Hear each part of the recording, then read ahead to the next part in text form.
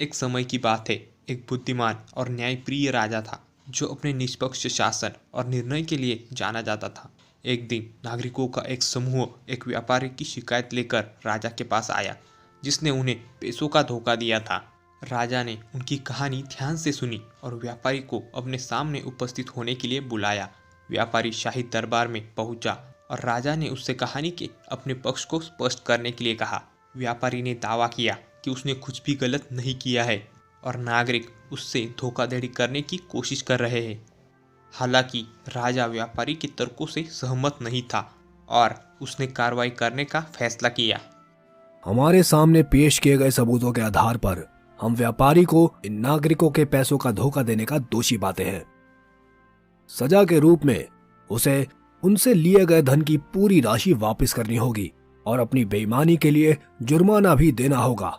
व्यापारी नाराज हो गया और उसने अपनी बेगुनाही साबित करने के लिए एक मौका मांगा, लेकिन राजा अपना फैसला दे चुका था और वो अभी पीछे नहीं हट सकता था। राजा की निष्पक्षता और न्याय के लिए नागरिक आभारी थे।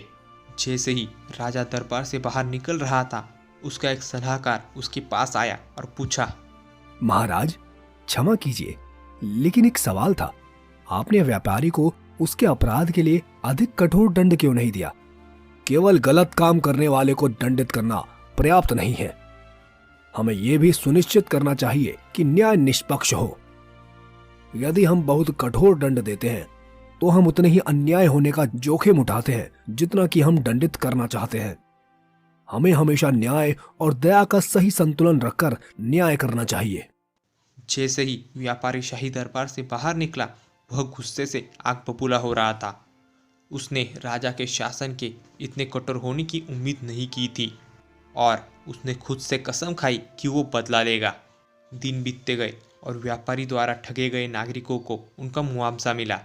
वे राजा के शासन से प्रसन्न थे, लेकिन वे ये भी जानते थे कि व्यापारी आसानी से हार मानने वालों में से नहीं था। उन्हें डर था कि वे उन्हें नुकसान पहुंचाने या राजा से बदला लेने की कोशिश जरूर करेगा। एक रात अजनबियों का एक समूह गांव में आया। वे भारी हथियारों से लैस थे और अपने चेहरे को छुपाने के लिए नकाब पहने हुए थे। वे घर घर जाकर गांव वालों को धमकाकर नागरिकों से पैसे और कीमती सामान की मांग कर रहे थे। राजा के पहरेदारों को तुरंत बुलाया गया, लेकिन वे घुसपैठियों को पकड़ने में असमर्थ रहे और कई हमलावर भागने में सफल रहे। हमले के बारे में सुनकर राजा आग बबूला हो गया और उसने तुरंत जांच का आदेश दिया। उन्हें शक था कि इसके पीछे व्यापारी का ही हाथ है, लेकिन उन्हें सबूत चाहिए थे। राजा इसके बारे में सोच ही रहा था कि एक रक्षक उसके पास आया।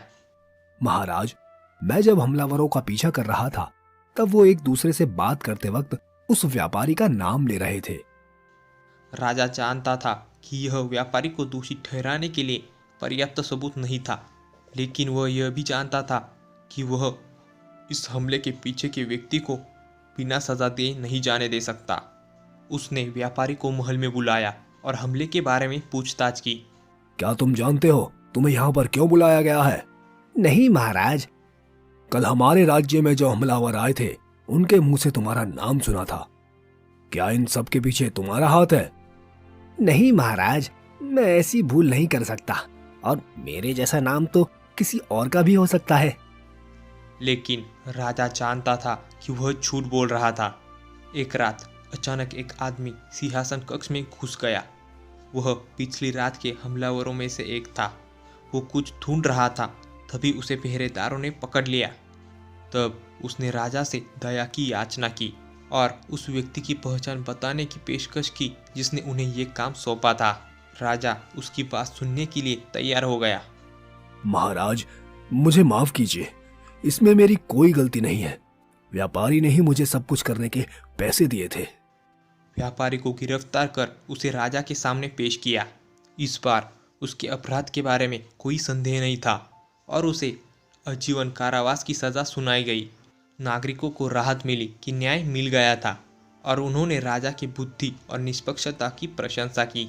हालांकि राजा इस बात से परेशान था कि जिस पर उन्होंने भरोसा किया था उसने उसे और उनके लोगों को धोखा दिया था।